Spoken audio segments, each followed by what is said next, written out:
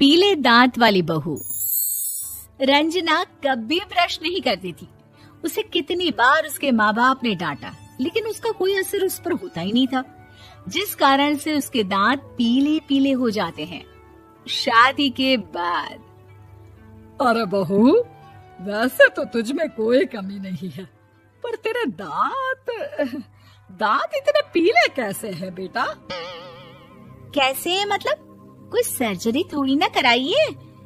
वो तो क्या नाम, मैं ब्रश नहीं करती थी तो पीले हो गए। अब क्या करूं? आप कहे तो लाल करवा लूं या फिर काले? यार ये क्या है, क्यों माँ से लड़ रही हो?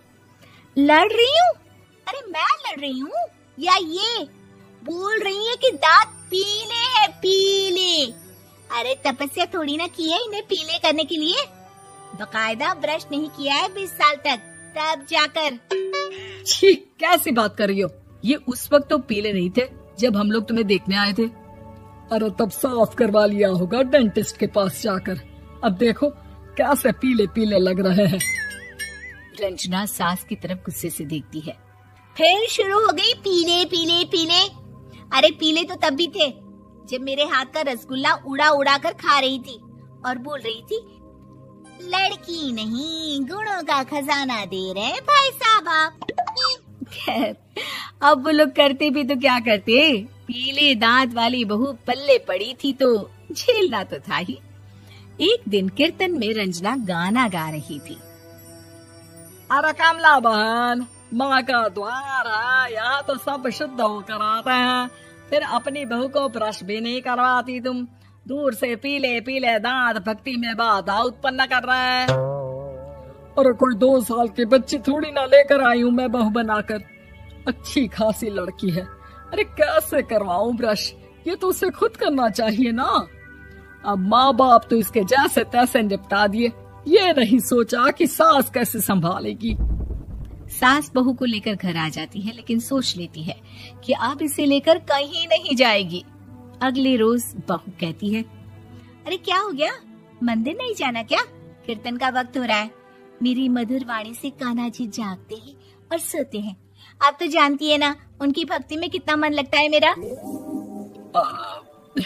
वो क्या है ना, तबीयत ठीक नहीं लग रही है मेरी, आराम करूंगी मैं। तबीयत ठीक नहीं लग रही? अभी तो मिथुन के गाने पर नाच रही थी आप, और अब बोल रही है कि तबीयत ठीक नहीं लग रही। अरे भक्ति में मन लगा लो सासू माँ, ऊपर जाना है, क्या मुंह दिखाओगी आप? हाँ? सास को बहू की बात पर गुस्सा आ जाता है।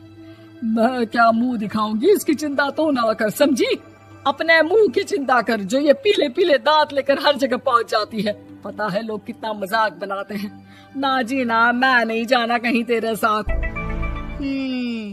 तो ये बात है, कोई ना, मत जाओ, मैं अपने कमरे में ही बैठकर भक्ति कर लूंगी। ऊपर वाला दांत थोड़ी ना देखता है, मन देखता है, भावना देखता है। और अरे बस बस, तू सब कुछ दिखा, बस ये सफेद चमकदार दांत ना दिखाना किसी को, है? जा यहाँ से। बहू को सास की बात का कोई फर्क नहीं पड़ता, वो तो जैसी थी वैसी ही रह जाती है। सुबह नहाकर किचन में खाना बनाना, फिर खाना खाना, कीर्तन भजन करना और सो जाना। एक दिन, माँ जी मैं सहेली के घर जा रही हूँ, शाम को लेट आऊंगी। हाँ हाँ तो जाना, मैंने कौन सा तेरी आरती करनी है घर पर बैठकर। रंजना सहेली के घर जाती है, जहाँ वो पार्टी में जाने की तैयारी कर रही होती है। अरे शिखा, कहाँ जाने की तैयारी कर रही है? मैं गलत वक्त पर आ गई क्या? अरे नहीं यार, उल्टा सही वक्त पर आई है। मैंने ये साड़ी और ज्वेलरी निकाली है यार, शाम को इनके ऑफिस की एक पार्टी में जाना है। बताना कैसा लग रहा है ये सब? नहीं यार, इस ड्रेस के साथ तो वो वाली ज्वेलरी अच्छी लगेगी। हाँ हाँ सही बोल रही है, मैंने ध्यान ही नहीं दिया। वैसे तो हमेशा से मस्त फैशन सेंस रखती है। तो बड़ा जाती होगी ना पति के साथ पार्टी में। रंजना कुछ नहीं बोलती, बस सोचती है कि यार काश ये बात सही हो जाती, पर मैं क्यों नहीं जाती पार्टी में? क्या इन लोगों की कोई पार्टी होती नहीं होगी? रंजना घर आती है और रात में पति से सवाल करती है, एक बात बताइए, आप मुझे किसी पार्टी में क्यों नहीं ले जाते? क्या आपके यहाँ ऑफिस में पार्टी नहीं होती? पति बेचारा क्या कहता कि दांत पीले हैं तुम्हारे इसलिए। अरे कोई पार्टी होती नहीं हम लोगों के ऑफिस में, तो कहाँ से लेकर जाऊं? और मार्केट, मॉल, कहीं वीकेंड घूमना, कहीं तो। अरे यार सारे हफ्ते में एक छुट्टी मिलती है, तो सोचता हूँ कि आराम ही कर लूं। क्यों? रंजना मन मार के रह जाती है। पहले कभी सास के साथ मंदिर जाया करती थी, लेकिन वो भी सास ने ले जाना बंद कर दिया। घर बैठी बैठी रंजना बोर हो जाती है।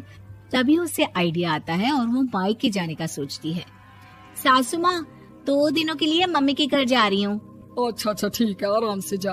और हाँ, माँ से कुछ अच्छी आदत सीख कर आना कि कैसे शरीर के हर भाग की तरह दांतों की सफाई भी जरूरी होती है, समझी? शुरू हो गई ना आप। वो लोग आपकी तरह नहीं है कि छोटी छोटी बात का बतंगड़ बना दे। उन लोगों के लिए मैं मायने रखती हूँ, ना कि मेरे पीले पीले दांत। रंजना माँ को बिना बताए उन लोगों को सरप्राइज देती है, लेकिन जैसे ही वो दरवाजे पर पहुँचती है, अंदर देखती है कि घर वाले कहीं जा रहे होते हैं। अब माँ, काश रंजना दीदी के दांतों वाली प्रॉब्लम नहीं होती, तो वो भी हम लोगों के साथ चलती ना बुआ जी की बेटी की शादी में। हाँ बेटा, लेकिन अब उसे कौन समझाए कि उसको उसके पीले दांत नहीं दिखते, लेकिन उसके आसपास के लोगों को कितना एम्बैरेसिंग फील कराते हैं।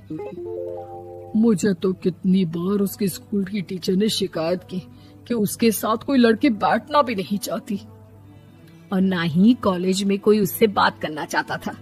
लेकिन पता नहीं क्यों उसे ये बात समझ में ही नहीं आती। कोई कमी नहीं है उस लड़की में, बस यही कि दांत पीले हैं। वो तो भला हो जीजाजी और उनकी माँ का, जो दीदी को जैसी है वैसे ही रखा हुआ है। रंजना को अपने घर वालों की बात सुनकर बहुत दुख होता है। वो सोचती है कि वो क्या करे, लेकिन फिर वो सीधा डेंटिस्ट के पास जाती है, अपने दांत चमकाती है और कसम खाती है कि वो रोज ब्रश करेगी। अरे क्या हो गया? तुम तो 2 दिनों के लिए गई थी ना, पर कोई ना, अच्छा है, चलो आ गई तो। रंजना सास के सामने आकर खड़ी हो जाती है और पूरी स्माइल करती है, उसके चमकदार दांतों को दिखाती हुई। है? चले मंदिर।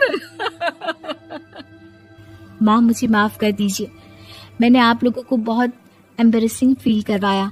मैं आज से रोज ब्रश करूंगी।